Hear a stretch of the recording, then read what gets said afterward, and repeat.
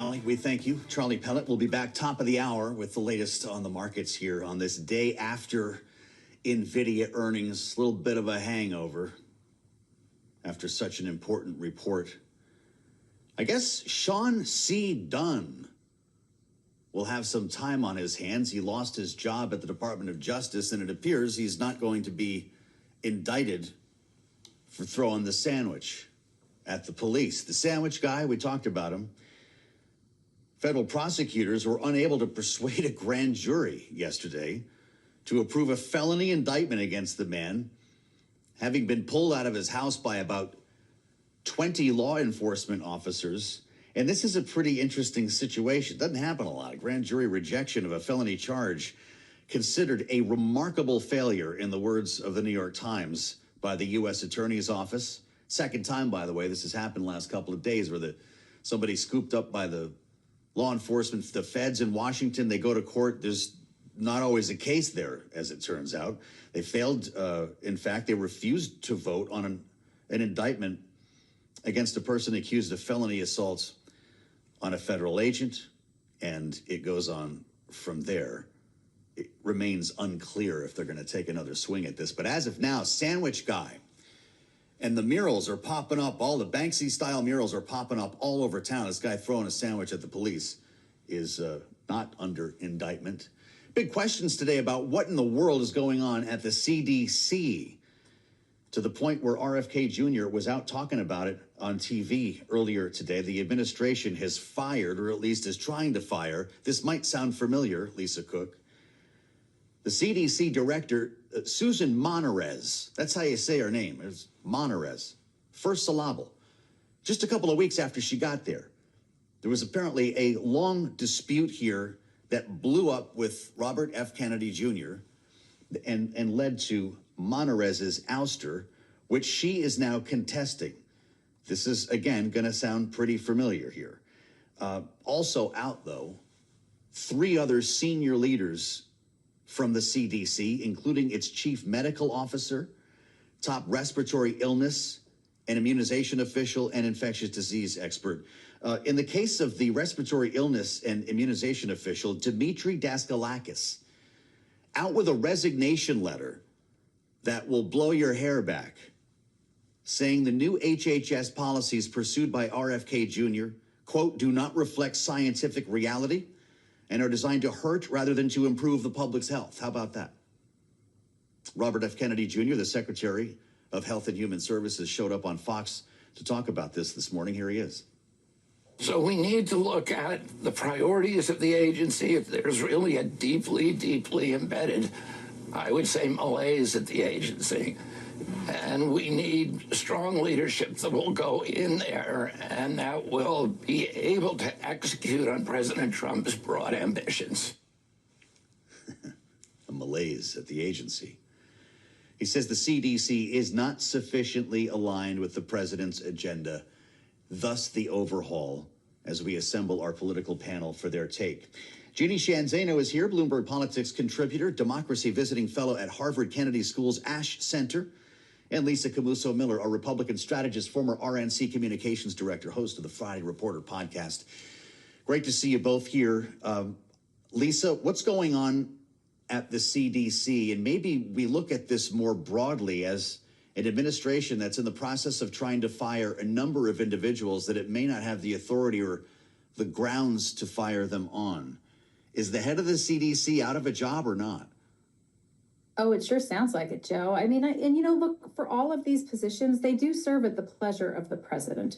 As much as the Federal Reserve is a little bit different than the CDC, this particular nominee is one that was offered up by the administration as someone that would be the mouthpiece for the voice of the HHS and of the president. And it sounds as if that she is in contrast with the voice and the thoughts and the policies that the administration is hoping to advance. Now, that doesn't necessarily mean that I agree or disagree with how that is how they're proceeding there, but it sounds to me like the CDC is about to have a pretty big overhaul as it relates to leadership. Yep, that's for sure. And RFK Jr., we have learned, is going to be testifying. Was it what day next week, James? The Senate Finance Committee. I can't remember which day it will be, but he's going to be testifying with some pretty hard questions, Jeanne. The way this played out, by the way, White House said that Monarez had been fired as head of the CDC. Her lawyers said, no, she hasn't, accused RFK Jr. of weaponizing public health for political gain, insisting that only the president himself can fire the CDC chief. HHS then announced Monarez is no longer director of the Centers for Disease Control, bringing us back to a bit of confusion with some of these moves. Jeanne, is RFK Jr. going to win, or will lawmakers claw him back?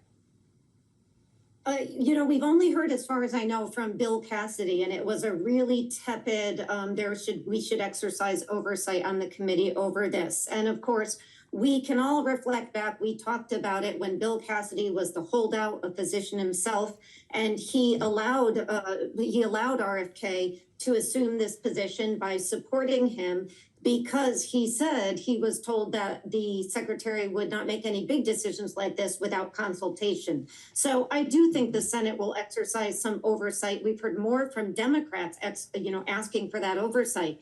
But beyond that, whether the president can do this or not, yes, the president can do it. As far as we know, he hasn't done it yet. You can't fire somebody by tweet, by a lower level of person. It has to be the president. But beyond that, what we're seeing is something deeply concerning.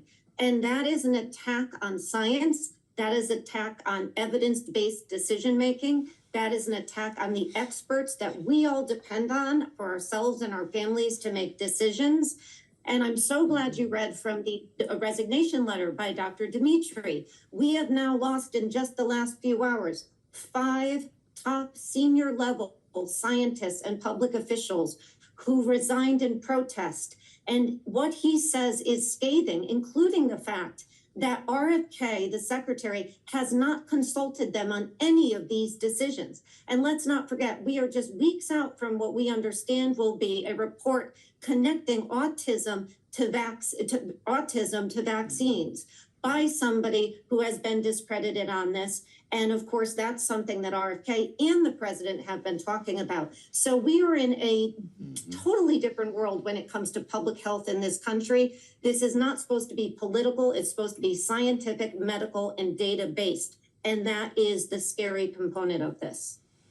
I'm glad you mentioned the autism thing. That actually came up in the cabinet meeting the other day. I know not everybody listens to this, 3.5 hours long, but RFK Jr. did say the findings of that review into the causes of autism would be rolled out soon. The president acknowledged that, and that could be one of the biggest stories in Washington next week, assuming it happens then. Thursday is when he will be testifying, as James reminds us, Senate Finance Committee, Lisa, the 4th of September. We mentioned Bill Cassidy just a moment ago, and we showed his tweet to our viewers on YouTube. Maybe we can put it up again. These high-profile departures, he wrote, will require oversight by the Help Committee. So we're going to have another hearing on this at some point. And Lisa, part of the reason why Monarez was fired, apparently, part of the falling out with RFK, is she reached out to Senator Cassidy for help. And Secretary Kennedy didn't like that and decided to fire her. Will Bill Cassidy get more involved in this situation? Joe, maybe, but the reality of the way that Washington is working these days is that it really is very much a loyalty demonstration to the president and to the administration. And it's difficult for members of Congress to not demonstrate their loyalty to the president and to the administration, because it causes them troubles back home and in messaging and in the narrative as it relates to the issues that they care about. So do I think there ought to be oversight? Absolutely. Do I think that there will be? I'm not so sure. I think that the one thing that the administration feels emboldened about is that they went into this administration and into this White House feeling as if the message was loud and clear from the American people that they wanted change and that they wanted there to be a new and refreshed view and opinion and position as it relates to health and how we do healthcare in this country. And so to them, from the outside looking in, not those of us here listening and watching from Washington, D.C., they're probably seeing that as a message to the American people that we're willing to make changes to at the very, very high level to make sure that healthcare is delivered the way this administration sees that it ought to be. And that's the kind of messaging I think you can expect to hear when these conversations happen from the Department of Health and Human Services. Yeah. Jeanne, you heard RFK Jr. in that interview. The CDC needs to more closely align with Trump's agenda. What does that mean? What's the agenda? It's unclear. It seems to be, as Donald Trump said when he appointed Kennedy, that he would let him run wild with health. And we all know that Robert F. Kennedy is a lawyer. He is not a physician. He is not a scientist. He is not a doctor, nor has he pretended to be one. But, Joe, when I go to send, my child or my parents or myself in for a surgery, I don't want public opinion. I don't want people who are untrained operating on them or me. I want a trained physician. And we depend on experts in all areas of our lives, from fixing the plumbing to doctors to teachers and so on and so forth. What we are talking about here is the death or the attempt to destroy expertise in this country. And that should be deeply troubling to all of us.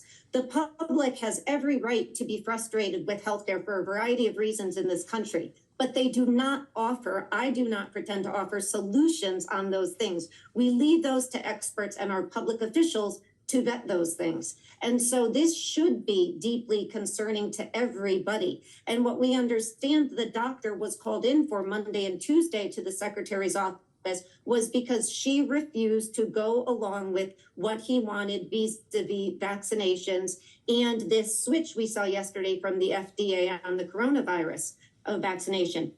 She refused for whatever reason she refused. The Trump administration, Trump has every right to remove her, but you can't remove every expert in the government so that they align with the public thinking of people who are not experts on science and medical issues. Well, this is going to be interesting to watch play out here. We've only got a minute, a little bit less than a minute, Lisa. We've been focused on the CDC, but the Lisa Cook matter is in the air today because the lawsuit was just filed. What happens in this emergency session, and what takes place with the injunction in the meantime? Well, Joe, I think that this is just another example of where the president is saying that his direction and his viewpoints have got to be reflective in all agencies, in all areas of the government. And so I certainly think that Lisa Cook, while she and the director Monarez are speaking up and speaking out, it seems to me like the president is full steam ahead in his decisions and the way they're going to be conducted. It sure does. We've got a great panel today in Jeanne, Zaino and Lisa Camooso Miller. They'll be back in our second hour as we welcome our global television audience to the conversation. Great